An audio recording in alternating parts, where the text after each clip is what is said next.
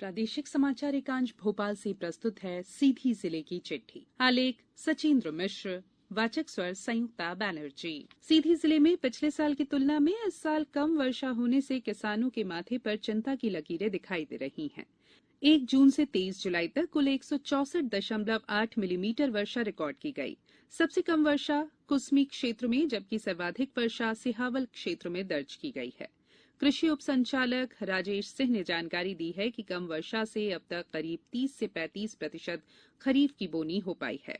दूसरी ओर प्रधानमंत्री फसल बीमा योजना के अंतर्गत वर्ष 2022-23 खरीफ मौसम और रबी के लिए क्लस्टरवार निर्धारित बीमा कंपनियों को कार्य आदेश जारी किए जा चुके हैं।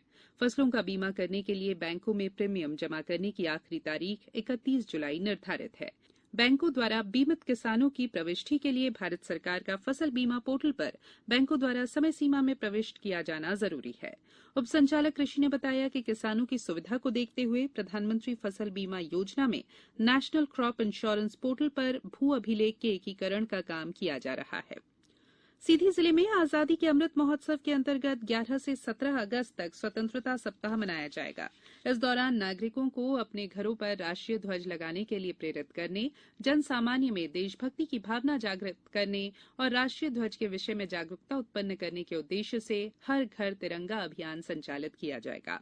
इस संबंध में पिछले दिनों जिला स्तरीय समिति की बैठक का आयोजन किया गया। जिला कलेक्टर ने कहा कि इस अभियान की सफलता के लिए सभी विभागों की सहभागिता के साथ साथ सामाजिक संगठनों और नागरिकों का सहयोग भी जरूरी है। उन्होंने कहा कि जिला प्रशासन द्वारा गरीब और वंचित वर्गों को राष्ट्रीय ध्वज उपलब्ध कराने के उद्देश्य से ईच वन गिफ्ट वन का अभियान चलाया गया है। इसके माध्यम से प्रत्येक व्यक्ति स्वयं के लिए राष्ट्रीय ध्वज लेने के साथ साथ जरूरतमंद व्यक्ति को स्वेच्छा से राष्ट्रीय ध्वज भेंट कर सकेगा। बीते दिनों सीधी जिला कलेक्टर मुजिबुर रहमान खान की अध्यक्षता में जिले में उज्जवल भारत उज्जवल भविष्य उत्सव मनाने के लिए समीक्षा बैठक का आयोजन किया गया। उन्होंने बताया कि आजादी का अमृत महोत्सव के तहत 30 जुलाई तक ग्राम पंचायत कुसमी और विकासखंड रामपुर नैकिन के ग्राम पंचायत चंदरेह मुख्यालय में उज्जवल भारत उज्जवल भविष्य 1 दिवसीय उत्सव मनाया जाएगा।